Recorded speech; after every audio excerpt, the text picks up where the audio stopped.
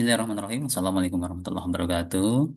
Alhamdulillah, puji syukur dari Allah Subhanahu wa taala. Pada kesempatan kali ini saya Sudiman dengan NIM 23811309988 bisa menyelesaikan ujian akhir semester genap untuk mata kuliah PAI berbasis moderasi beragama yang eh, ditutor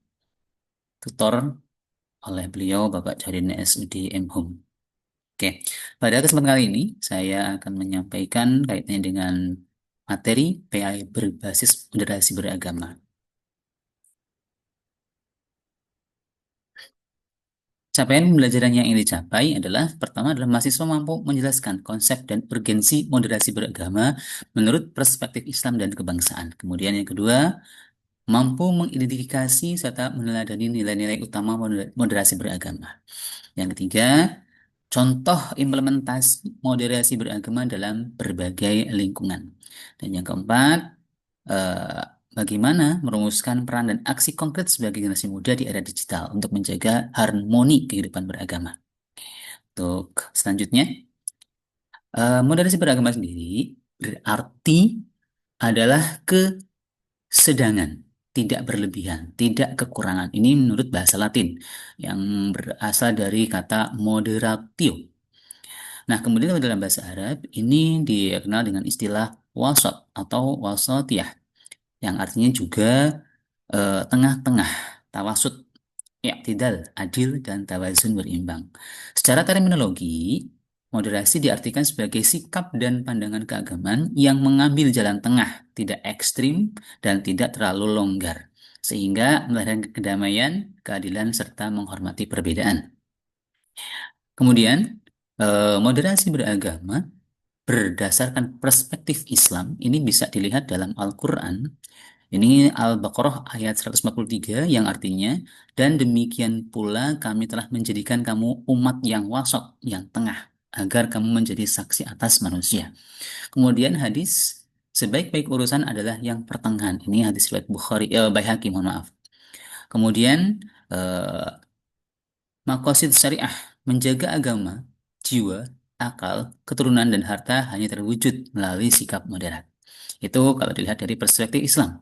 Kemudian kalau dilihat dari perspektif keagamaan, kebangsaan, mohon saya mohon maaf, perspektif kebangsaan, bahwa yang disebut dengan moderasi ini sesuai dengan sila pertama, Pancasila, ketuhanan yang Maha Esa sebagai fondasi.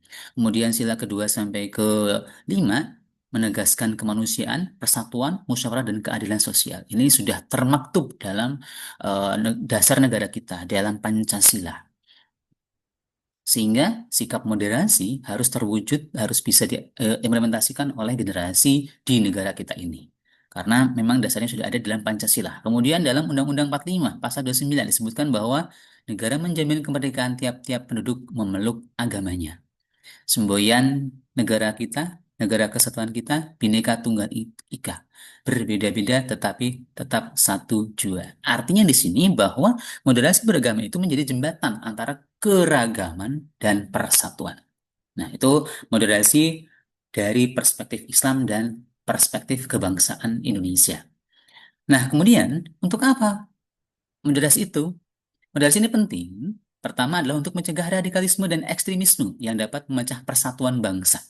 Kemudian yang kedua, mengukuhkan integrasi nasional di tengah pluralitas etnis dan agama. Karena negara kita negara kesatuan yang terdiri dari beribu-ribu suku bangsa. Berpulau-pulau banyaknya, nah, sehingga tidak aneh, tidak heran kalau di situ juga sangat plural etnis dan agamanya. Kemudian, urgensinya adalah untuk meningkatkan reputasi global Indonesia sebagai negara Muslim moderat. Karena Islam adalah negara yang cukup besar di negara Indonesia. Kalau tidak salah hampir 80%-nya penduduk kita adalah Islam. Yang keempat adalah memenuhi tuntunan era digital yang serba cepat dan rentan disinformasi. Perlu ada moderasi agar informasi di era sekarang yang begitu gampangnya benar-benar bisa menjaga persatuan dan kesatuan bangsa yang plural ini. Kemudian, eh, dalam moderasi ini ada nilai-nilai utama. pertama adalah keseimbangan, tawazun. Artinya tidak ekstrim, dia berada pada posisi yang apa namanya tengah-tengah, tidak ekstrim, tidak terlalu keras, tidak terlalu longgar, seimbang. Nah, kemudian adil berarti memberikan hak kepada setiap orang sesuai dengan haknya, sesuai dengan kadarnya. Itu. Kemudian yang berikutnya adalah tasamuh, toleransi. Ini berarti bahwa moderasi ini menghargai adanya perbedaan, tidak bersikap eksklusif terhadap kelompok lain, tapi di sini ada toleransi sehingga tidak memaksakan kehendak yang memunculkan konflik gitu. Tuh. Kemudian yang keempat, nilai utama moderasi ini adalah inklusivitas, artinya bahwa bersedia menerima perbedaan, baik perbedaan pandangan, perbedaan agama, maupun perbedaan etnis budaya yang ada di negara kita. Sehingga dengan inklusif ini mampu mendorong umat beragama untuk tidak merasa lebih unggul, tidak merasa lebih benar dari kelompok lain. Masuk juga ini inklusif dalam satu agama, satu golongan. Karena ternyata kita tahu bahwa Islam pun tidak hanya satu golongan. Ada Islam Muhammadiyah, ada Islam Persis, ada Islam MTA, ada Islam Nahdlatul Ulama dan sebagainya. Sehingga di sini harus bersikap inklusif, tidak membenarkan kelompoknya sendiri dan menyalahkan kelompok orang lain, bahkan sampai mengkafirkan. Kemudian yang kelima, ini adanya musyawarah dan dialog, sehingga dengan musyawarah mencerminkan nilai demokrasi dan penghargaan terhadap orang lain yang sangat penting untuk kemajemukan di masyarakat. Ada dialog yang sehat terbuka, sehingga menghindari konflik yang muncul. Yang terakhir, nilai utama moderasi adalah ukhuwah, persaudaraan. Dalam konteks intern agama, ukhuwah Islamiyah, dalam konteks antar agama, ukhuwah insaniyah, kemudian dalam konteks kebangsaan ada ukhuwah watoniyah. Nah, ketiga ukhuwah ini perlu apa namanya dipupuk dan dibina secara baik agar benar-benar menciptakan generasi-generasi muda yang punya sikap persaudaraan yang kuat. Sehingga meskipun kita eh, sangat-sangat plural, rasa kebangsaan, rasa nasionalisme tetap terjaga. Itulah nilai-nilai utama dari moderasi beragama. Yang berikutnya, ini kaitannya dengan contoh implementasinya. Bagaimana implementasi moderasi beragama di masyarakat? Nah, ini contohnya adalah dengan adanya Forum Kerukunan Umat Beragama, FKUB. Di situ, di masing-masing kabupaten kota biasanya ada, dan itu adalah menjadi wadah dialog lintas agama. Tidak hanya Islam, tapi juga ada Nasrani, ada Protestan, ada Hindu, ada Buddha, dan sebagainya. Bahkan, kalau tidak salah juga ada kepercayaan gitu. Karena ada beberapa agama yang memang apa namanya kayak kejawen dan sebagainya itu juga tetap masih ada pengakuan. Kemudian adanya program Kampung Moderasi.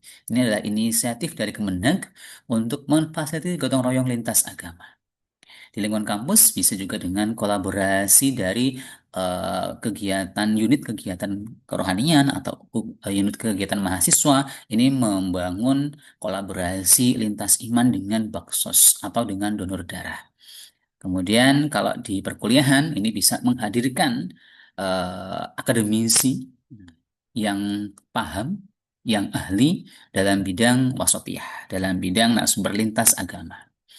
Kemudian juga bisa dengan media kampus, penerbitan buletin tematik, spirit moderasi misalkan. Itu bisa dibentuk, diwujudkan, diimplementasikan untuk membangun moderasi beragama di lingkungan kampus. Kemudian di lingkungan keluarga, ini bisa dengan pola asuh inklusif.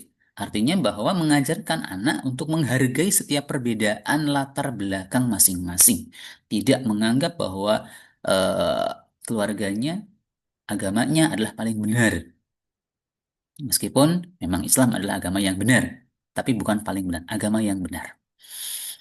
Kemudian dialog keluarga, menghindari ujaran kebencian, kemudian meneladani kepada setiap anak untuk tidak berlaku sara dan seterusnya. Ini sangat-sangat penting untuk memondasi agar anak-anak punya pondasi yang kuat terhadap perbedaan yang ada di masyarakat.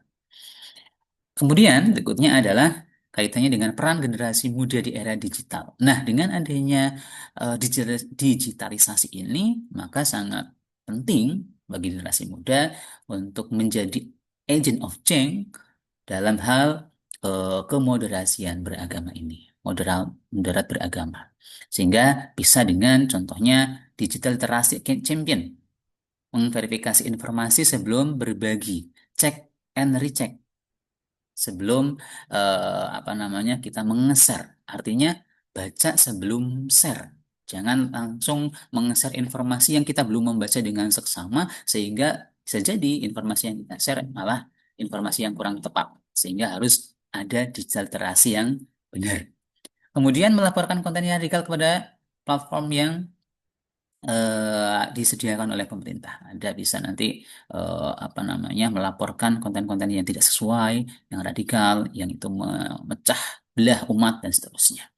Kemudian menjadi konten kreator. Nah, ini sangat-sangat penting juga. Misal dengan membuat vlog, membuat podcast, atau membuat apa namanya infografik bertema wasotiah, itu bisa bagi generasi muda yang punya keahlian dalam kreasi dari media digital. Kemudian community builder, membangun komunitas. Di sini menyelenggarakan webinar lintas iman misalkan. Kemudian membentuk diskusi online, grup anti hoax dan seterusnya. Ini bisa. Kemudian yang keempat, bisa menggunakan advocacy and campaign.